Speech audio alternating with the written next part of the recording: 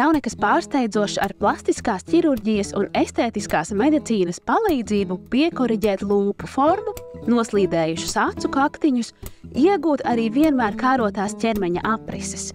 Bet daudz mazāk ir runāts par tik delikātu tēmu kā sieviešu intīmo plastiku. Šodien dodamies noskaidrot, kas ir labioplastija, jeb mazo kaunuma lūpu korekcija. Tāda ķirurģiskā operācija, kuras laikā mēs varam veikt mazo kaunuma lūpu izmēru un formas korekciju. Un tas reizēm ir nepieciešams vienā pusē un reizēm abās pusēs. Tādēļ tā varētu būt vienpusēja vai appusēja.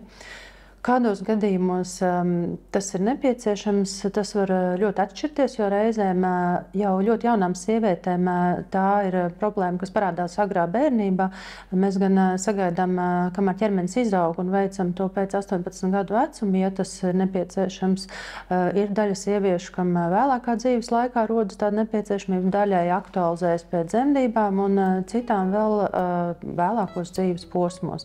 Tā kā par šo procedūru netiek runāts pietiekami daudz, sievietes, kuras izlemj par labu operācijai, bieži vien uzskata, ka ir vienīgās ar šādu problēmu, tomēr tā nav taisnība. Visbiežākās pazīmes, par ko sūdzas sievietes, varētu būt viena varētu būt estētiska rakstura, ka mazās kaunuma lūpas vizuāli traucē un pārmērīgi lielumā pārsniedz lielās kaunuma lūpas, un šajā gadījumā tas var traucēt vilkt apakšveļu apspīlētu vai kādreiz peltkostīmus vai kādus īsus šortus. Nākamās varētu būt funkcionālās problēmas, tas ir tad, ja šīs mazās kaunuma lūpas var fiziski traucēt, nodarboties ar sportu, braukt ar riteni, dzīvot dzimumu dzīvi, radīt kādas higienas problēmas. Tā kā tas varētu būt komplekss, un visbiežāk mēs dzirdam vairākas sūdzības no šīm sievietēm, kas vēršas. Korekcijas operācija notiek vispārējā anestēzijā un ilgst 30 līdz 40 minūtes.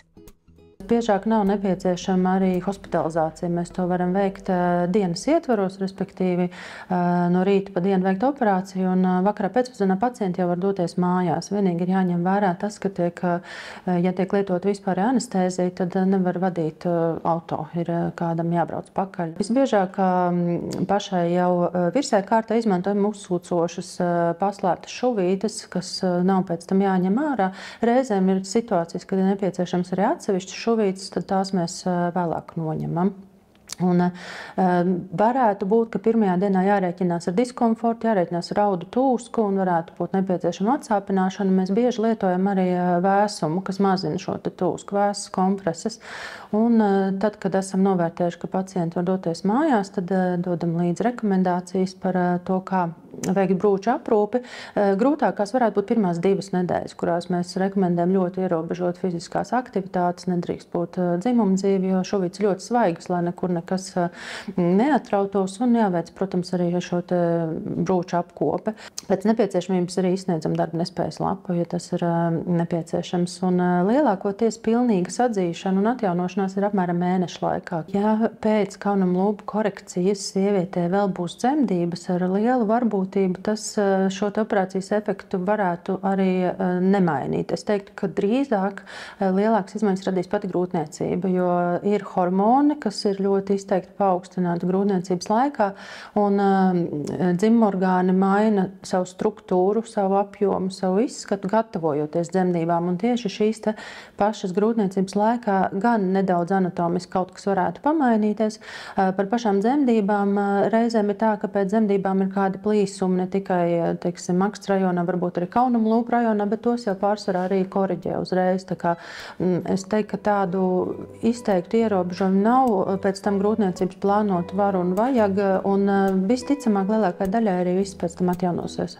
Ja sievietes vēlmes nav vizuāli ko mainīt, bet tieši funkcionāli, klīnikā pieejama arī G-punkta injekcijas, kas pastiprina baudas izjūtas, palielina jūtīgumu un kopumā uzlabo sieviešu intīmo dzīvi.